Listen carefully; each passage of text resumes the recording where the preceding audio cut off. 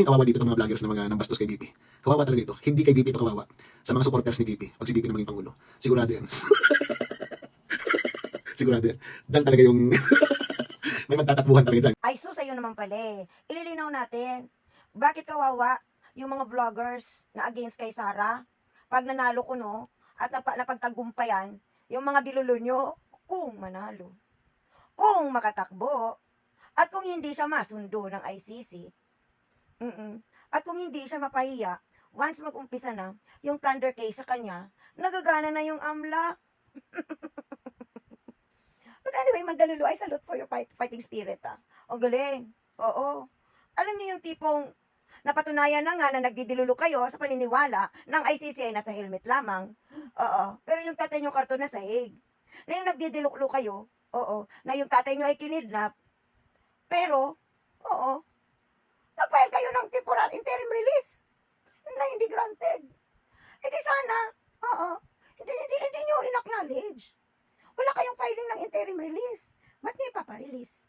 May kinidnap bang? Kinidnap daw ng ICC. Ipinakidnap daw ng gobyerno. Uwe. Tapos, para nyo lang idiin-diinan na talagang hindi kinidnap. Kasi you are praying for release. Oo. Diba?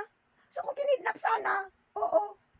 Di sana, hinarangan nyo. Nakiusap kayo sa mga Ravenna at Mulawin na hinarang dapat ninyo na hindi makalipad yung jet dyan sa Villamor.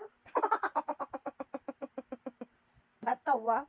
But anyway, Mandalulu, kaya ko to binalikan at in-stress ko yung parte na sabi mo kawawa at may magtatago ng mga vloggers. So, ano meron pala pag nanalo si Sarah? Vindication? Retaliation?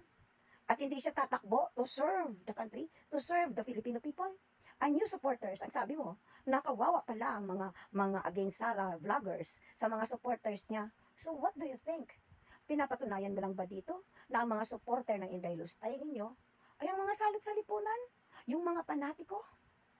Na you are not just for the benefit of the country, for the good of the country, but you are there to retaliate, to vindicate. Ano mangyayari sa mundo? Sa Pilipinas pala, kung hahayaang mananalo ang kagaya ni Sarah na sinusuportahan ng mga buntulong supporter na kagaya mo. Diba? And you are shouting. Diba? You are claiming that you are for good government, that you are for peace. Gosh, Mandalulu. You talk like an empty can.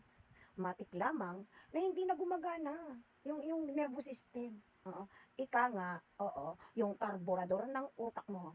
Oo, nire-reload yung pagiging raw form mo, nakatabi ka ng broom box. Diba?